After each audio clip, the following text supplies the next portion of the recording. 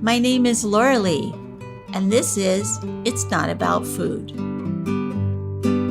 So it's not about food, and it's not about weight. What is it about? Everything else, because it's never ever about food or weight. Never ever, not even one time, not ever, ever, ever.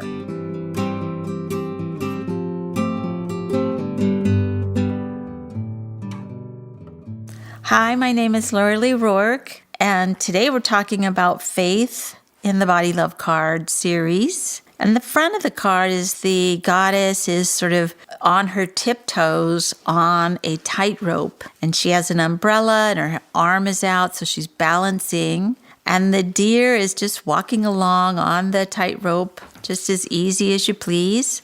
And she's high above the town that she lives in. But she is of the town, that I think, that she still is in the town and she's above the town. And what it says in the back is faith. Faith is trusting that there is a loving source of which you are a part. Having faith means that you can let go of fear and tight control and trust that there is great wisdom within you and around you, allowing yourself to breathe and listen for spiritual guidance. Having faith means that even though the recovery process may become difficult and dark, you can trust that you will also find the grace and the light. Now, for me, this card is so important because one thing that I realized with my own eating disorder is I had an illness. I had an eating disorder illness. And that illness was not only physical, but it was also emotional and mental and spiritual, because I thought that I was it and that I had to fix this problem. And for a long time, I didn't even know it was a problem. So my eating disorder I had all the faith in the eating disorder that if I would eat a certain way or not eat or eat very restrictive, then I would lose weight. And that's what I was after. My body was my religion. My diet was my religion. And I had to give that up and know that there was something much bigger than me that would hold me as I went through this. And for lack of a better description, sort of a higher power. And the higher power was my spiritual self. But I did not really put that together for a long time. So I'm really happy to have this discussion. And my guest today is Rose. I'm going to let her introduce herself. But we'll talk about this very kind of scary subject, especially in this culture of faith and what that means to have faith and how you have to have it in order to recover from an eating disorder. Or I don't know that you have to have it, but it makes it a little bit easier. So, hello, Rose. Thank you for being here. Thank you for having me. I think that faith is a very weighted word. And I think that people have a lot of thoughts about what the term means. And a lot of people have a large aversion to it because a lot of the time faith is something that is done to a person versus something that they find themselves or gravitate towards themselves. And a lot of times people are shamed into being like everyone else, conforming, with faith being the tool used to shame people. So I think that people have a lot of the time, especially nowadays, a big aversion to that term. And people don't necessarily want to be associated with having faith because of all of its negative connotations. But not just that I feel as though, but also it's shown statistically people who have faith are happier.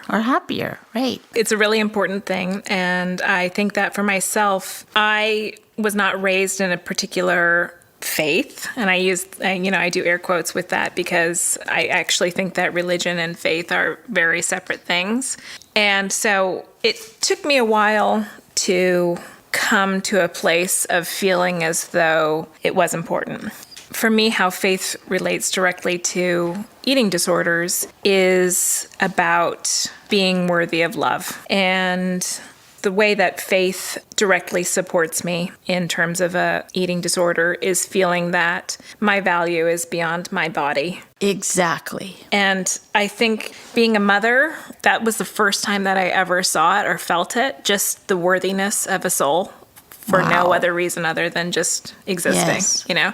That you just wake up and there you are, and Right. everybody's happy to be there. Yeah. And that kind of love, unconditional love, it was the first time I really understood what that concept meant. And of course, my parents unconditionally loved me, but as a child, for some reason, we're not able to fully receive it in the way that it's given. So being a mother for the first time, just looking at my daughter and thinking, wow, this is her love of me was unconditional love. Her love of me. Yes. Her love of me didn't matter if I stank. Her love of me didn't matter, if I was hairy or thin or anything. It was just, she loved me. Right. It was completely unconditional. And I thought, this is this thing that people talk about. Yeah. And of course, you loved her unconditionally. Right, of course. Yeah. But I have to say, it started with her loving me. I'm not that I didn't love her unconditionally Yeah. when she was born, but when she was born, I felt like, whoa, it's kind of like, this is an alien. Yeah, that was my honest response. I was Right. like, just looking at her, just like, who are you, Right. But her first experience was of just complete love or just openness, willingness to be present. So open as a little 100%. baby like that. Uh-huh. So that was the first time I ever experienced what it is to be worthy of love through no action of your own, through not being the best at something or looking the best or anything. You just are worthy because you were there. And I think that's a really important thing for everyone to remember, because we were all babies. That newborn baby is just worthy of love just for being. And Right. that we carry that in ourselves. And when you were pregnant with her, you had to have a lot of faith in your body that it knew how to do this. Yeah. That was scary. I think I overestimated my body because I thought, I can do this. I had a home birth. Everybody does this. People have been doing this for hundreds of years. I can do this. But it was actually a lot more challenging than I thought. But, we got through. We got through. So I remember feeling when I saw my daughter, and this was like kind of the first inkling of self-love that I've ever had, because self-love was always a repellent thing. And anybody who even talked about it was repellent to me. You didn't like it. No, just I would belittle them and say, they're just What did you think that they were saying? new age simpletons, basically. I didn't feel like they were sophisticated in their thinking, especially because we often associate sophistication with sarcasm and negativity, right? Yeah, snarky remarks and stuff. We think of that as sophistication. So anybody who goes against that in that moment, I wanted to disregard them. And I certainly couldn't apply self-love to myself. Wow. But when I saw her, I realized, I just started kind of put two and two together. It was like a math problem. I just thought, okay, wait, she is divine and lovable just for existing. Right. And that logic would have it, would suggest that I am divine and lovable. That's right. Okay, first, before I say this, I want to say that I use the term God, I'm doing air quotes, you can't see, to refer to everything that is unknown and magical. So that could be stuff that will be and is scientifically proven. It could be in the future. I don't know, and I don't care. For me, it's magical and unknown, right? So I use God to define that. So when we're talking about God, when I say the term God, I'm not saying a man in the sky with a white beard.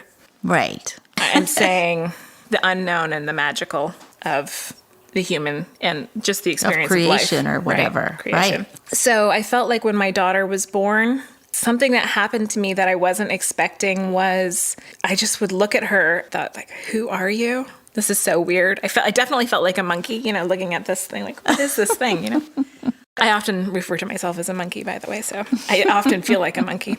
But what I really was drawn to was this feeling of wanting to really be on my knees and sort of like do the things that we do for God. For instance, pray to, or like be on my knees, be lower than, or just like have reverence for this little baby, because she was the newest spirit, the closest to God, the most open, the most full of love, right? Had just come from there. Right. She was just a godly spirit. Right, of course. And it was really the closest to God I felt like that certainly I had ever been in my life, because I had never seen a baby that fresh before, and just a spirit that had just come from being divine consciousness, And so I just felt like so much. I felt so much reverence for her, which was this weird thing because I'm supposed to be the mom. I hadn't expected at all. It completely knocked me off my rocker to think that I would feel this this lowliness, not in a bad way, not in a bad way. I think humility maybe is the word, or just like, wow, you are divine. Right. Tell me what And you I know. can't believe Share you're your here. secrets with me. And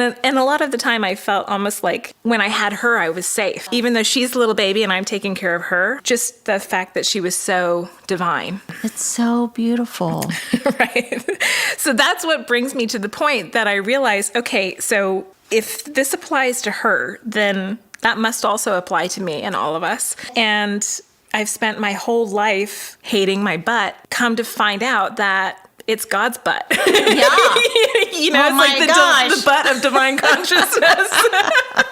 And it was just like this strange I love that. relationship where I was, for the first time, able to see my body in a different way, not by looking in the mirror and seeing myself, but by putting together the pieces. Okay, you are divine consciousness and Right. worthy of love just for existing. Therefore, I am. Therefore, all of my faults Everything are that I also have. Yeah. worthy of just love for existing, right? Oh, that's so good. I had that epiphany, which always rings in the back of my head, but I have moments of believing it more and less. Of you know? course.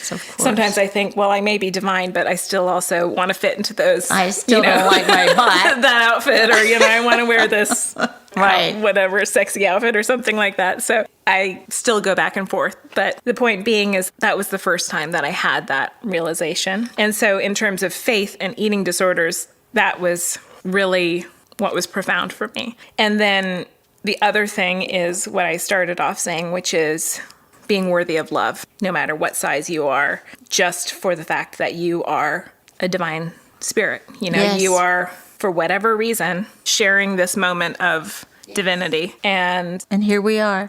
so that in itself is lovable. And that's part of faith for me.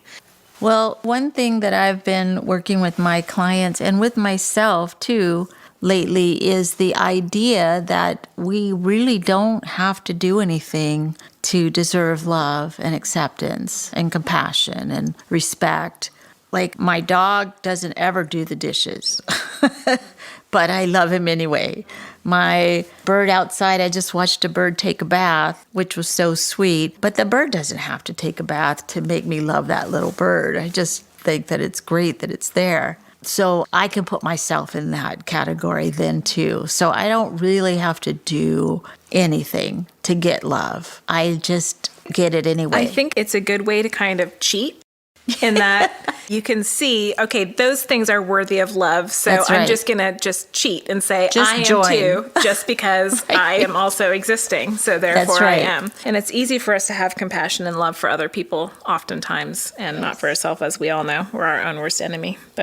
And that's a learned behavior that we've learned how to do. So one thing I wanted to say when you were talking about having this beautiful little baby, and then that's what opened up your own heart to all the love and God in the world and divine and that spirit. To me, that is such a beautiful, beautiful manifestation of that. And so say, like, if there's a little girl out in the world and her name is Rose and she is not getting this one and she's way too young to have a baby, what would you tell her how to have this faith in herself? Having been that person, I really feel as though, in my experience, hasn't been any words that can be said that just open up that lock, right? We all have heard these words told to us a lot. What I would say to that person is, you're not alone. What we all have this feeling of unworthiness. It's really amazing, since I had that understanding of just existing, being worthy of love. It's so incredible how many times I've been able to see people and see the fact that their unworthiness showing up in so many places and wreaking havoc on their life. And to be able to just say to them, I see you and you are worthy. Right. It doesn't matter. All of that stuff doesn't matter. And because what happens, so there's the body shame, but that's just the tip of the iceberg. Really? We have shame about everything. So for me, I used to say to myself, okay, well, I can get over the fact that, let's just say I were to accept my body, I'm still a horrible person, or I still did this and that and that. There's all these reasons. Let me bring out my list of stuff about me that why is I'm not hateful. lovable. Exactly. And yet I'm loved. By the way, I've always been loved. I have two very loving parents, friends and family, and yet the feeling of unlovability and unworthiness persists. Yeah. So I can see it's not a logical thing, and I just see it so often in people. And when you say to someone, I see you, I see your faults, it's okay. I don't care. You're I love you still anyway. worthy of love. I feel like people are really taken aback and moved by that because everybody really struggles with this feeling of, am I worthy of love? Right. There's some deep, dark part in people where it just exists for whatever reason. And you want to talk about a crazy thing, like why is that in humanity? I'm sure there's some either instinctual or cultural thing that goes way back. Well, I was thinking as you're talking about that over the years, I've worked with a lot of people with eating disorders, and they will say, I didn't get dropped on my head. My parents loved me. I never got incested. I wasn't ever abused. I was given a really good life. I don't know why I have an eating disorder.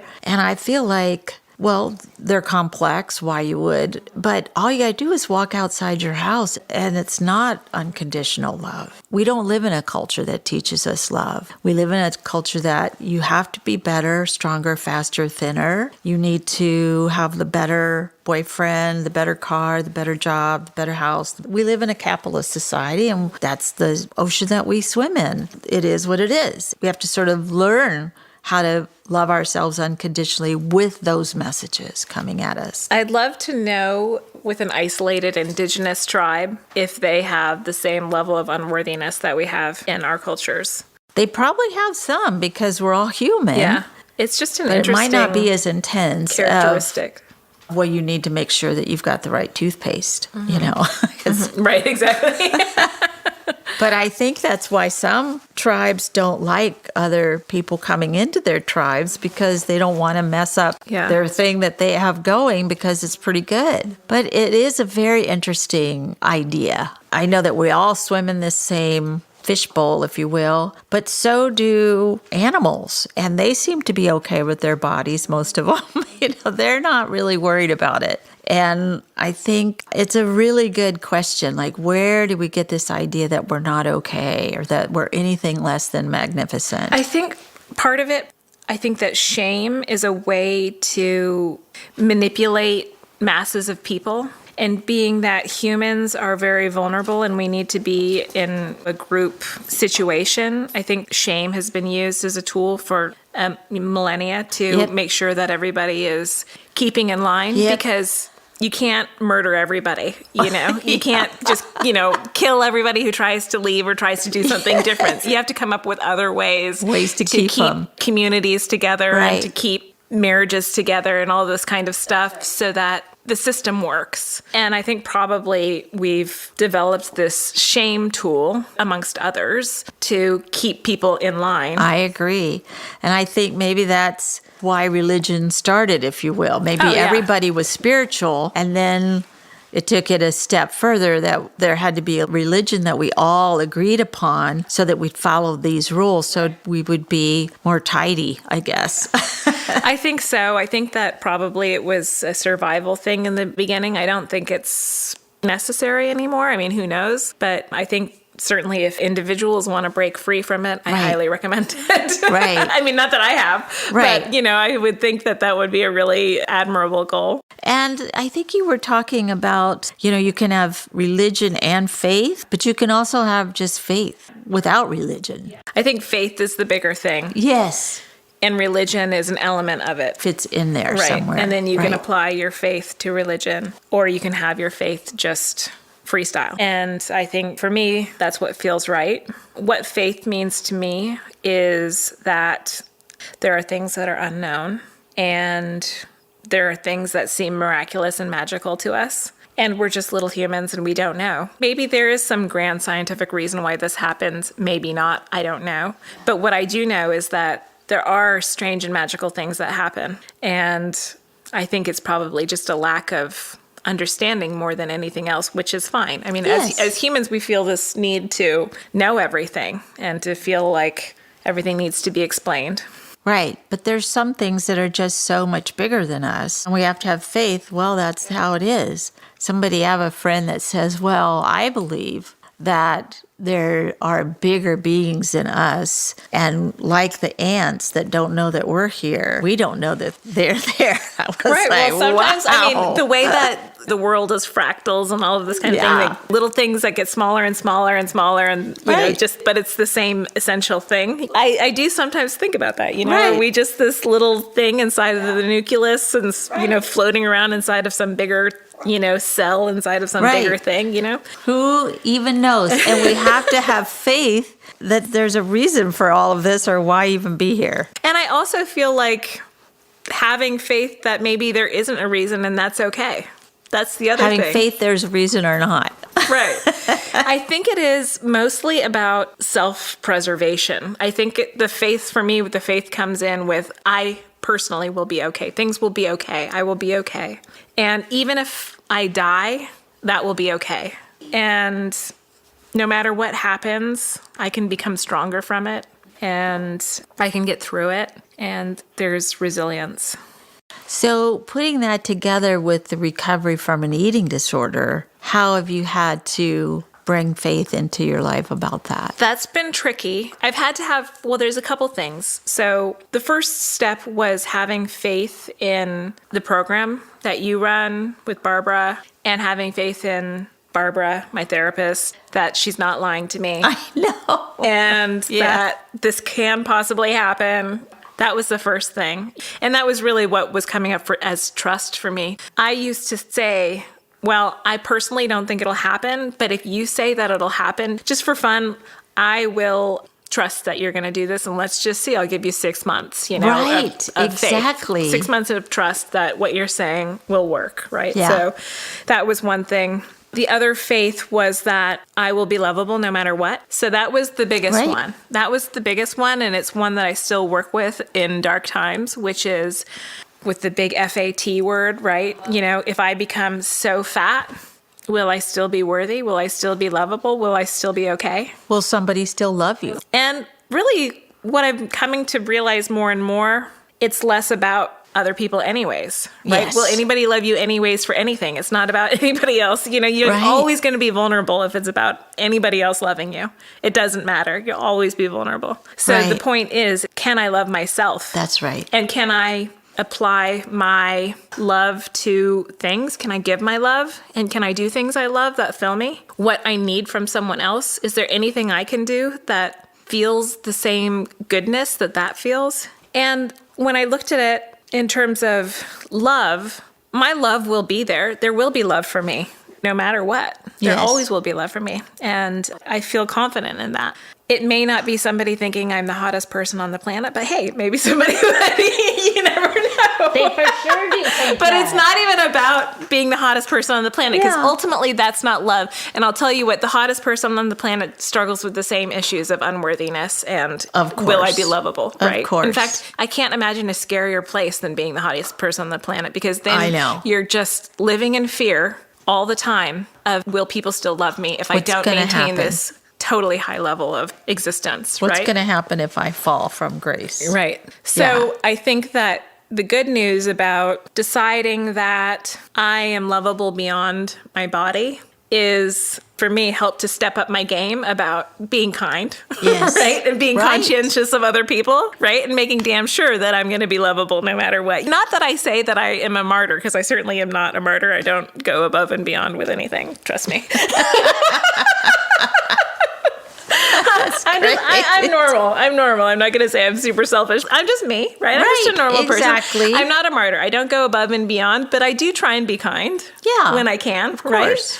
And it's just the little things of just sort of stepping up my game a little bit. Instead of putting all that energy into trying to be thin, take the same energy into trying to be being nice. Kind, giving back, trying to be... Learn something, right. Trying to be generous in spirit. I think that when I was looking through the cards and I picked up a card, Purpose, because something about, I was trying to think when I saw that, what is my purpose? I really feel like one of the purposes that I have in my life is to relate to people in their dark places. Oh, yes. And to say, man, I totally get that. You know, you did this totally weird thing and everybody thinks you're crazy. I totally get it. You know, like I understand where you're coming from. I may not have done the exact same thing, but all those steps, all those feelings that got you to that place, I can totally relate to, and I can understand you. I can see where you're coming from, and I can see that I can separate those actions and those feelings from your worthiness, and your worthiness, your divine self is still there. Fabulous. This is such a great talk. And I love what the card says here is even though if the recovery process feels dark and scary and difficult and like you're never going to get through it, that faith and trust that there is a light at the end of the tunnel when you're just in the tunnel, and how to have that faith and think, I'm going to get through this.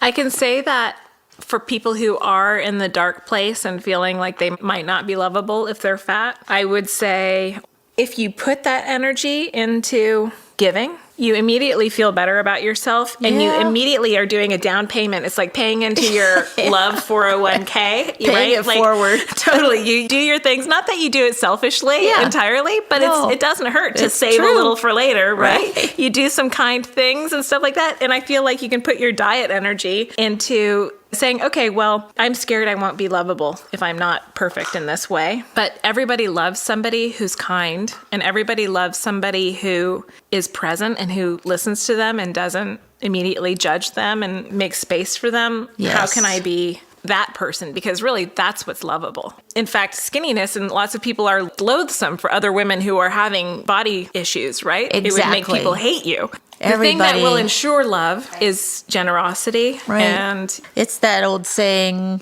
it's old to me even, everybody loves a lover. yeah, right. People love people who love. And then the hard thing, obviously, is if you hate yourself, how do you love? It used to be for me when people would say, RuPaul says, if you can't love yourself, ain't nobody going to love you, or whatever. And I would think, oh, but I can't love myself. Does that mean nobody's going to love me? That was always a really hard thing for me to hear, because I thought, oh, but I don't love myself, and I'll never love myself. And how sad that is. Right. Even though I believe that, even though, I believe what RuPaul says, it was always just such an alarming thing to hear, because I thought, oh, I can't love myself. That's another reison why I'm unlovable. I'm just going to go let my bad. Nobody loves me. Right. I can't love myself. Right. So it's a really tricky thing.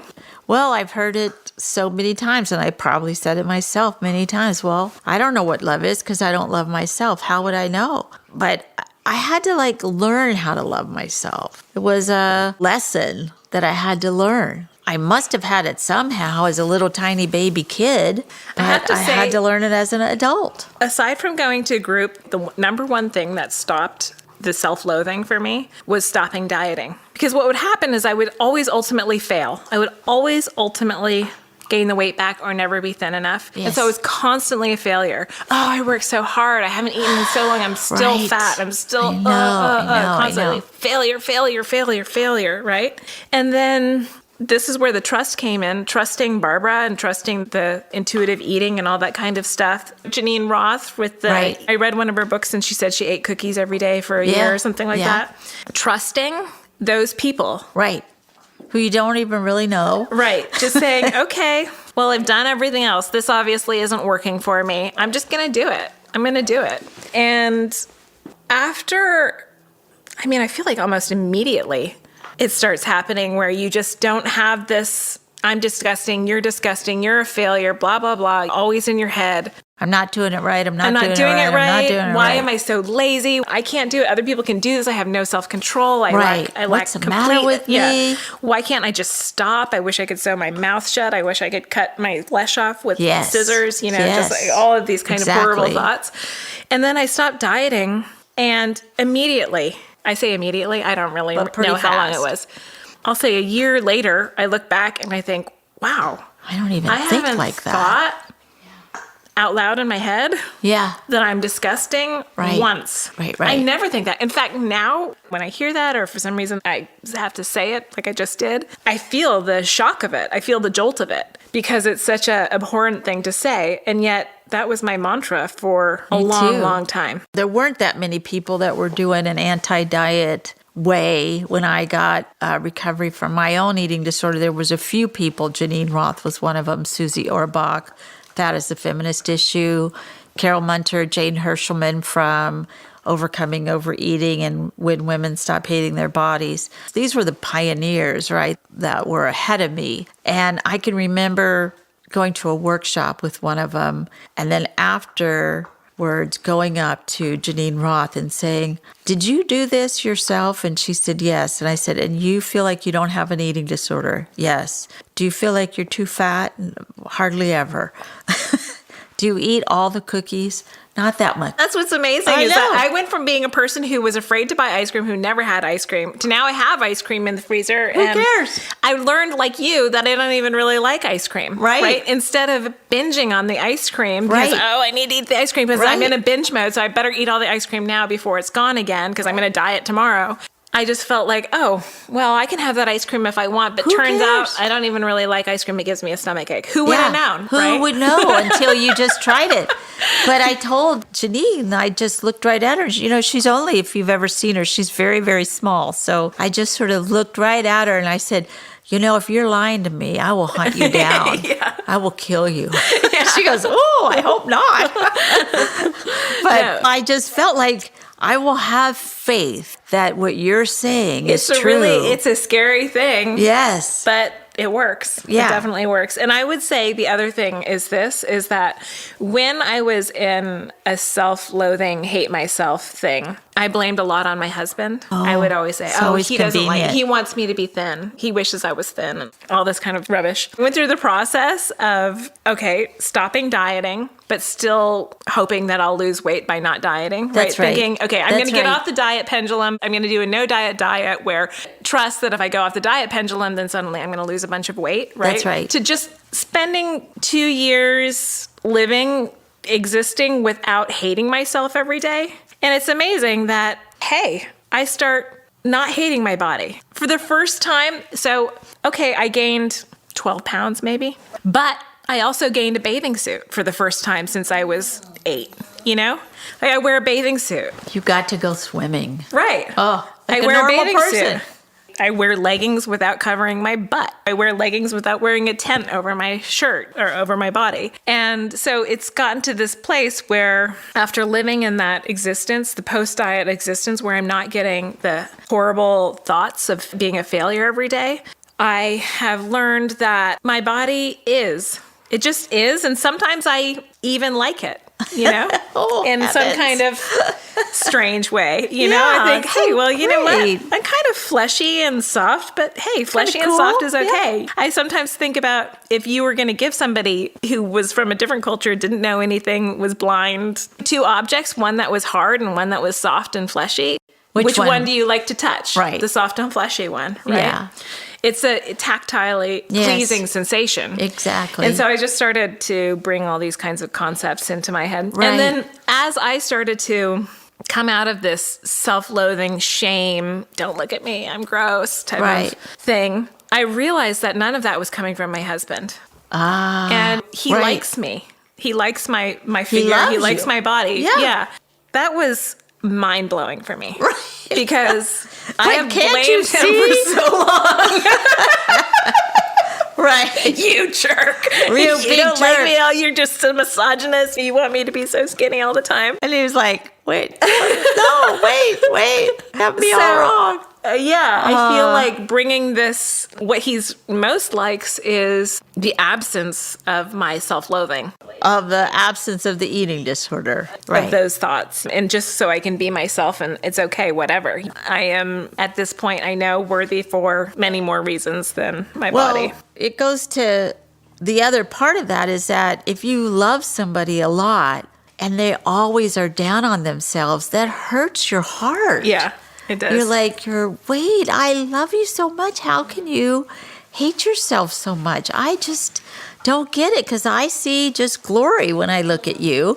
And please don't do that. I love you so much. He's expressed as much. We had kind of a funny moment a couple months ago when we were sitting with my daughter, and she made some kind of a comment about my body, suggesting, she wasn't trying to be rude, but, just saying that I'm not chubby or plump. I don't remember what the term was. But I said to her, yeah, it's true. I'm a little bit chubby. But you know what? I'm okay with that. And I kind of like it. So great. And my husband said, And you know what? I kind of like chubby girls. And it was just this moment where I was just like, yes. So many years I'd been afraid of being thought of as not being thin or being chubby. And the fact of the matter is I've never been thin, which is the hilarious thing. I'm within 12 pounds of what I've ever been in my entire life. All of this for 12 pounds, right? Know, right? Like constant self-loathing for decades, you know? Right. That was really a place where I felt like, okay, I'm coming out of that fully now. But I do know when I see women who are really struggling with it, and I say to them, you know what really worked for me? Like the number one thing, the thing that changed everything was stopping dieting. You know, it's just, okay, that's not an option. Now tell me what else worked. What you know? else, right? Because that can't happen. That can't happen. And so I just feel like, okay, keep doing it. When you're ready, then you'll be ready. Right. When you've hit yourself enough on that brick wall. Because it's challenging. What a great conversation this has been. Really a wonderful conversation. And I love you had to have faith that you would get through this card. Talking about faith. Yeah. So I wonder if you would read the Just for Today at the bottom. Today I will have faith that I am being held with the greatest love, reverence, wisdom, and respect. When I am fearful or controlling, I will breathe and let go and be open to the learning available to me through this experience. Oh, and I love this, what you were saying, being held in the greatest love for just, nothing. I just showed up and I get love. Isn't that great? I want to give you a chance to say sort of what you do or put out any kind of information you want to. Okay. I can tell you what I do. I'm an apparel designer, but it's an interesting thing because I do apparel. I used to do lingerie for a long time. We sold to Victoria's Secret when it was all about skinny, skinny, skinny. So that was something that was in my face a lot. Wow. Yes. That's what I do.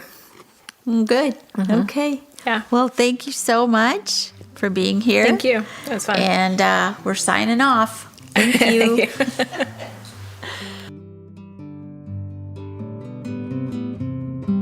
Thank you for listening. And be sure and follow me on Patreon, Instagram, Twitter, Facebook, and itsnotaboutfood.com. Thanks.